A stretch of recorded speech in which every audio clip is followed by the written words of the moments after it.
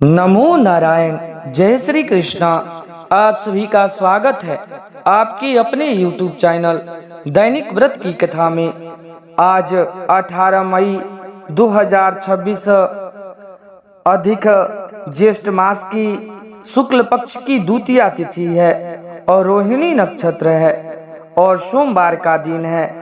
आप सभी ने पिछले वीडियो में पुरुषोत्तम मास की अध्याय 1 की कथा श्रवण किया और बहुत सारा प्रेम दिया।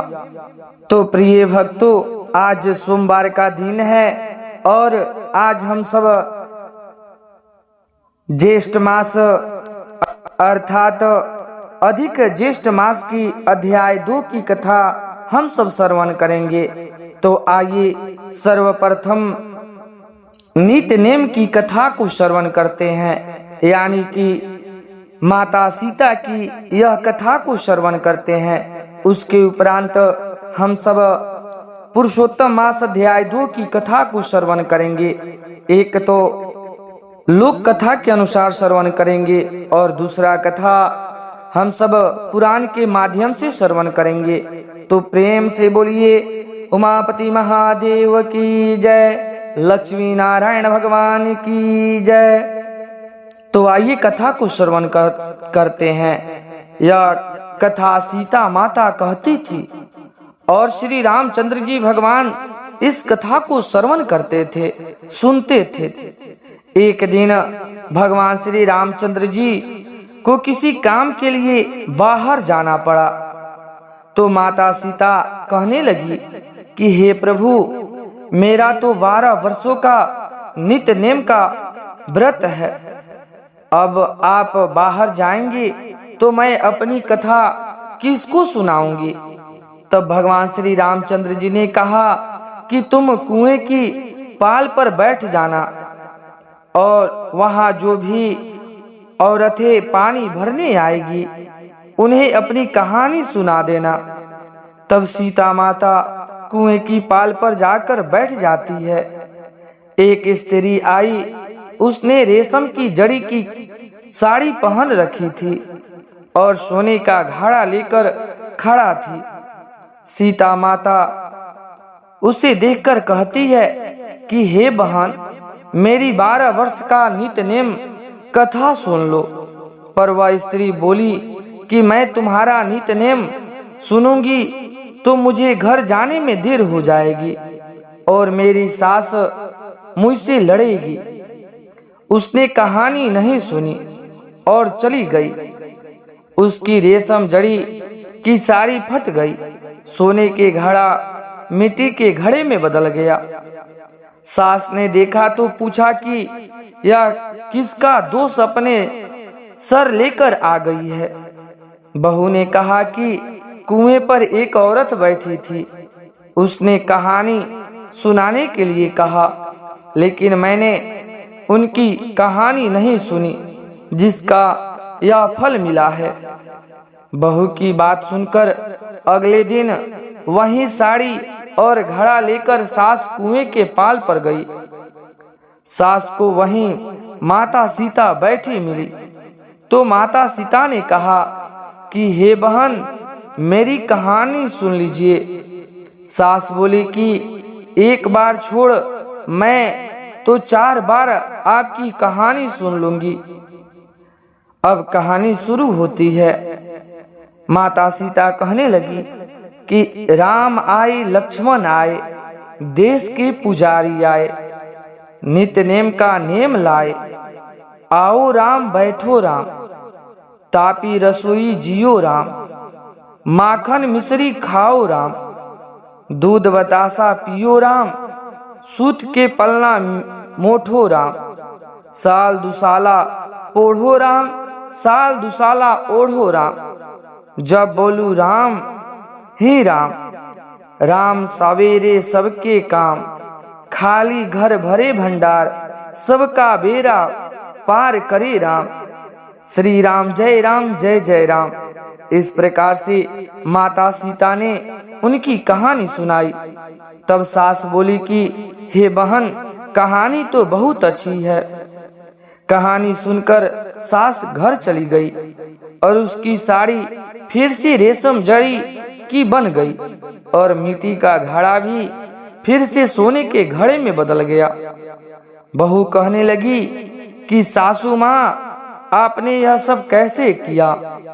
सास ने कहा कि बहू, तू दोष लगा के आई थी और मैं अब दोष उतार कर आ रही हूँ।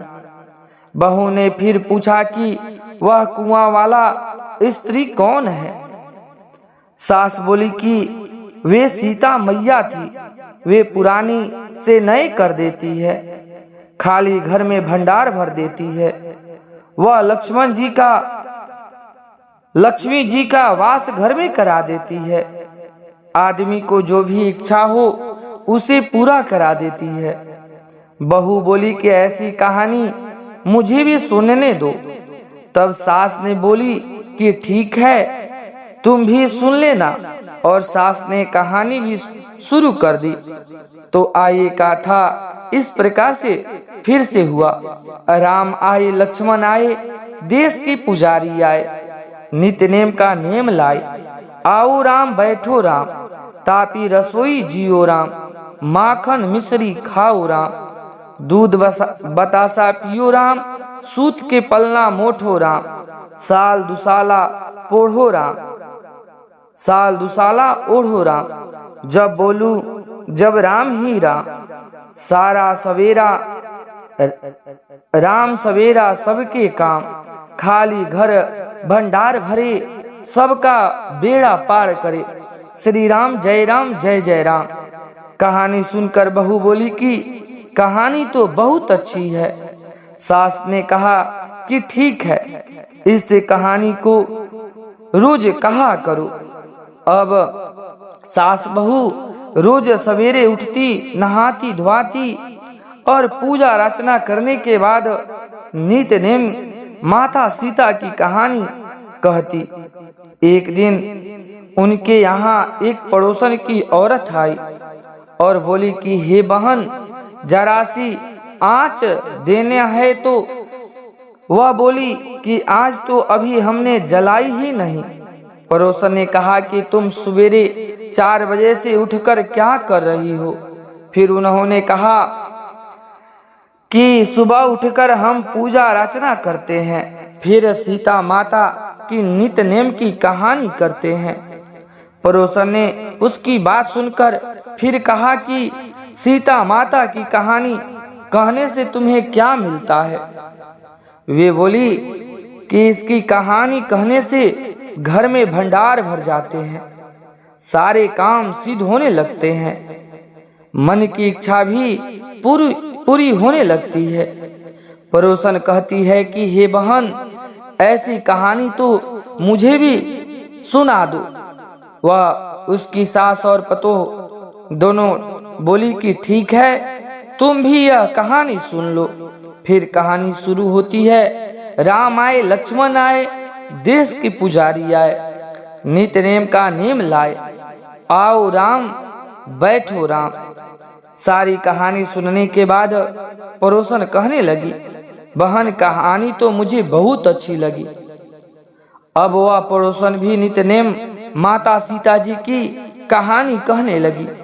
कहानी कहने से सीता मैया ने पड़ोसन के भी भंडार भर दिए। अब तो पूरे मोहल्ले में सीता माता की नित्य नेम की कथा प्रचलित हो गई। हर किसी की मनोकामना पूर्ण होने लगी। हे सीता मैया, जैसे आपने उनके भंडार भरे, वैसे ही आप हमारे भी भंडार भरना। कहानी सुनने वाले के भी और कहानी कहने वाले के भी। इस प्रकार से सीता मैया की कहानी समाप्त होती है। तो प्रेम से बोलिए सीता मैया की जय, रामचंद्र जी भगवान की जय। तो आइए प्रिय श्रद्धालु भक्तों, अब कथा हम लोग पुरुषोत्तम मास अध्याय 2 की कथा हम सब श्रवण करेंगे, जो कि पुराण से संबंधित है। तो आइए कथा को श्रद्धा पूर्वक, शांति पूर्वक कथा को श्रवण करते हैं। श्री सूत जी बोले कि राजा परीक्षित ने पूछने पर भगवान शुक्र द्वारा कथित परम पुण्यप्रद श्रीमद् भागवत सुखदेव जी के प्रसाद से सुनकर और अंतर राजा का मोक्ष भी देखकर अब यहाँ राजा करने का उदित ब्राह्मणों को देखने के लिए मैं आया हूँ और यहाँ जग में दीक्षा लिए हुए ब्राह्मणों का दर्शन कर मैं कृतार्थ हुआ। तब ऋषि बोले कि हे साधु, अन्य विषय की बातों को त्याग कर भगवान श्री हरि नारायण के प्रसाद से उनके मुख से जो आपने सुना है वही अपूर्व विषय में कहिए। तब श्री सूत जी बोले कि आप हम लोगों से कहिए। हे महाभाग, संसार में जिससे परे कोई सार नहीं है, ऐसी मन को प्रसन्न करने वाली है और जो सुधा से भी अधिकतर हितकारी है, ऐसे पुण्य कथा हम लोगों को सुनाइए। तब श्री सूत जी बोले कि विलोम से उत्पन्न होने पर भी मैं धन हूँ। जो श्रेष्ठ पुरुष भी आप लोग मुझसे पूछ रहे हैं, भगवान व्यास जी के मुख से जो मैंने सुना है यथा ज्ञान मैं उसको कहता हूँ। एक समय की बात है कि नारद मुनि नर भगवान नारायण के आश्रम में पहुंच गए, जो आश्रम बहुत से तेजस्वी सिद्धों तथा देवताओं से युक्त है और वैर, बहेड़ा, आंवला, बेल, आम, आमड़ा, जामुन और भी अनेक प्रकार के सुशोभित पेड़ लगे हुए हैं। भगवान श्री हरि नारायण के चरणों से निकली हुई पवित्र गंगा और अलकनंदा भी जहाँ बह रही है, ऐसी श्री नर भगवान नारायण के स्थान में श्री नारद मुनि ने जाकर उन परम ब्रह्मा नारायण को, जिनका मन सदा चिंतन में लगा रहता है, उनके जितेंद्र काम क्रोध 6 शत्रुओं को जीते हुए हैं, अनंत प्रभा जिनके शरीर में चमक रही है, ऐसे श्री देवता भी तपस्वी नारायण को साष्टांग दंडवत प्रणाम करके हाथ जोड़कर देव ऋषि नारद उस मुनि व्यापक प्रभु की स्तुति करने लगे। श्री देव ऋषि नारद जी बोले कि हे देव देवेश, हे जगन्नाथ भगवान, हे कृपा के सागर, सतपति, आप सत्य व्रत हो, त्रिसत्य हो, सत आत्मा हो और सत्य संभव हो। आपको मेरा नमस्कार है। मैं आपके शरणागत आया हूँ। आपका जो तप है वह संपूर्ण प्राणियों की शिक्षा के लिए और मर्यादा की स्थापना के लिए है। यदि आप तपस्या न करें तो जैसे कलयुग में एक के बाद पाप करने से सारी पृथ्वी डूबती है, वैसे ही एक के पुण्य करने से सारा पृथ्वी तैरती है। इससे तनिक भी संशय नहीं है। पहले सतयुग आदि में जैसे एक पाप करता था तो सारी पापी हो जाते थे, ऐसी स्थिति हटकर कलयुग में केवल कर्ता ही पापों से लिप्त रहता है। यह आप तो तप की स्थिति है।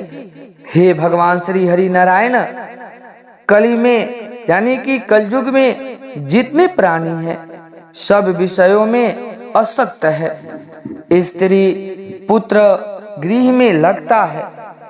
चित्त जिनका ऐसा प्राणियों का हित करने वाला जो हो और मेरा भी थोड़ा कल्याण हो, ऐसा विषय विचार करके केवल आप ही कहने के योग है। वहीं आपके मुख से सुनने की इच्छा है। मैं ब्रह्मलोक से यहाँ आया हूँ। आप ही उपकार प्रिय भगवान श्री हरि नारायण हैं, ऐसा वेदों में निश्चय है। इसलिए लोक परायण के लिए कथा का सार इस समय आप सुनाइए, जिससे श्रवण कर लेने मात्र से निर्भय मोक्ष की प्राप्ति होती है। इस प्रकार से नारद भगवान का वचन सुनकर भगवान ऋषि आनंद से खिलखिला उठे और भुवन की पवित्र करने वाली पुण्य कथा आरंभ कर दिए।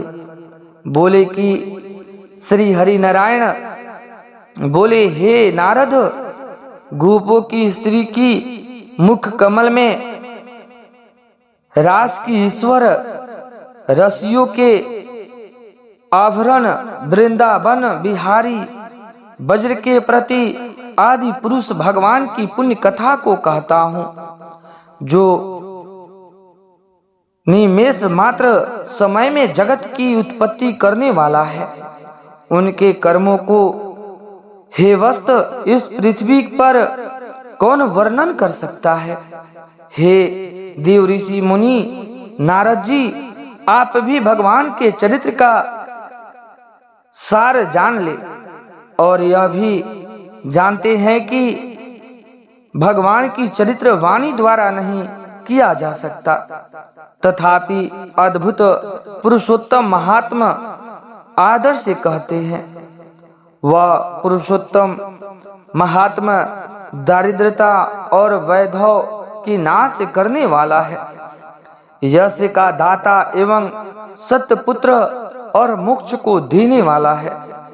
अतः शीघ्र ही इसका प्रयोग करना चाहिए। तब देव ऋषि नारद जी बोले, हे पुरुषोत्तम नामक कौन से देवता हैं? इनका महात्म्य क्या है? यह अद्भुत सा प्रतीत होते हैं, अतः आप मुझे विस्तार पूर्वक कहिए। तब श्री सूत जी बोले कि हे देव ऋषि नारद जी का वचन सुनकर नारायण क्षण मात्र पुरुषोत्तम में अच्छी तरह मन लगाकर बोले। श्री नारायण बोले, पुरुषोत्तम यह मास का नाम जो पड़ा है वह भी कारण से युक्त है। पुरुषोत्तम मास के स्वामी दया सागर पुरुषोत्तम ही है, इसलिए ऋषिगण इसको पुरुषोत्तम मास कहते हैं। पुरुषोत्तम मास के व्रत करने से भगवान पुरुषोत्तम प्रसन्न हो जाते हैं। तब देव ऋषि नारद जी बोले कि अधिक मासों में जो है वो आपने स्वामी देवताओं की युक्त है, ऐसा मैंने सुना है, परंतु इसके बीच में पुरुषोत्तम नाम का मास नहीं सुना है। पुरुषोत्तम मास कौन है और पुरुषोत्तम मास के स्वामी कृपा के निधि पुरुषोत्तम कैसे हुए? हे कृपा निधि, यह आप मुझसे कहिए। इस मास का स्वरूप विधान रहित है, हे प्रभु वह कहिए। इस मास में क्या करना चाहिए, कैसे स्नान करना चाहिए और क्या दान करना चाहिए? इस मास का जप, पूजा, उपवास आदि क्या साधना है, सब कहिए। इस मास के विधान से कौन से देवता प्रसन्न होते हैं और क्या फल देते हैं? इसके अतिरिक्त और जो भी तथ्य हो वह हे तपोधन सब कहिए।